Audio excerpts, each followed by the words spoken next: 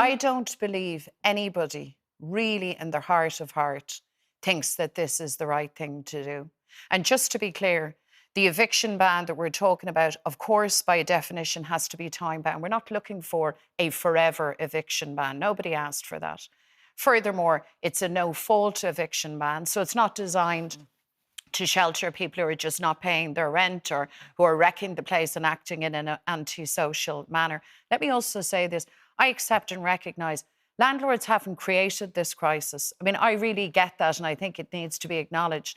But where we are now, at a time of record homelessness, at a time where government has comprehensively failed again and again and again to provide supply and capacity, we now need to buy more time. And by the way, having bought that time, the government needs to get its act together and it needs to put real purpose and pace into its response. OK, when you say buying time, does Sinn Féin need to buy time as well to come up with what it would do in the circumstances? If you're saying, OK, scrap the eviction ban by January of next year, what would you have in place if you were in government by then? I mean, here's the most frustrating part of all of this is last October, and again a number of weeks ago, Owen O'Brien wrote to Darragh O'Brien setting out in great detail what needs to happen. What needs to happen, firstly, is the capacity of local authorities to buy houses with tenants in them when they come up for sale. There needs to be a clear instruction given right across the board that the council is to be proactive and is to scale up that effort.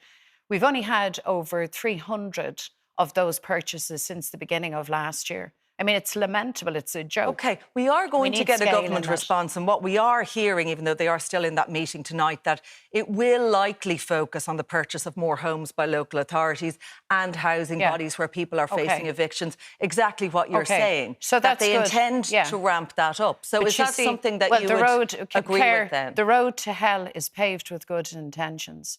That should have happened 6 months ago. We should have had a sense of urgency and scale months and months ago. They say now that they are coming to that. That is no good to the man, the woman, the family, the pensioner who has an eviction notice served on them. There's no point in saying to those families, it'll be all right in a year's time or 2 years' time. These families need assurance and a sense of security and a proper compassionate government response today, not in 6 months' time. So if we do hear that this week, because we are likely to get something along those lines, that they are going to try to offer that security to people who are facing eviction, we will certainly hear that in tone from the government this week. And haven't we heard that before? What we need to see... You don't believe they're going to follow through on that? Listen, I sadly, very sadly, I have this long time given up any confidence that I might have had in anyone in this government really responding to this housing crisis. So what we need to see now, not hear, we need to see evidence of scale and pace. For local authorities acquiring homes that tenants live in, approved housing bodies, and that has to capture more than just people who would qualify for social housing. It has to be a much wider cohort. We need to see a proper scheme, and we need to cut through a lot of the red tape and the nonsense and the bureaucracy around acquisition, for instance, of vacant premises or derelict premises. Would you believe the system asks people who would, or local authorities who would wish to acquire these premises to go not just once, but to go twice looking for funding? It's ridiculous. We need an emergency response, and that means that we have to streamline our approach. We need the proper scale, we need the proper targets, and above all else, we need efficiency and we need pace. And in the meantime, tenants have to have the protection of the eviction ban. We are hearing that rural TDs haven't, the independent group of TDs haven't necessarily made up their mind on what way they're going to go on this. And we're hearing that Denis Naughton is talking to the Housing Minister, Darragh O'Brien, with a list of demands on housing that will get them over the line to support the government.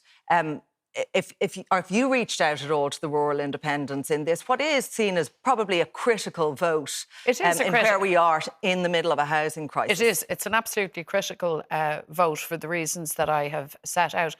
And of course, every member of the Dáil, particularly those of us on the opposition benches, need to be going to government keeping pressure on them, making proposals to them, keeping their feet to the fire. What about Sinn Féin reaching out to the rural independents here? But let me say this.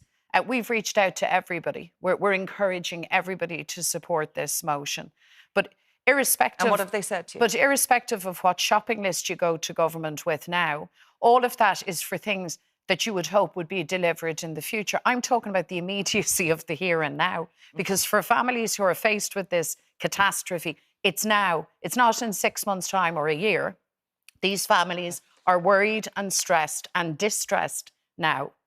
And I would just appeal to the rural independents, to all others, whatever your views on any other subject, for goodness sake, we can't stand over this as an Oireachtas. We can't stand over this. It's wrong. It's cruel. And the government have not had their ducks in a row. They have not made the kind of provision that was necessary if they were intent on ending the eviction ban. That's actually the truth.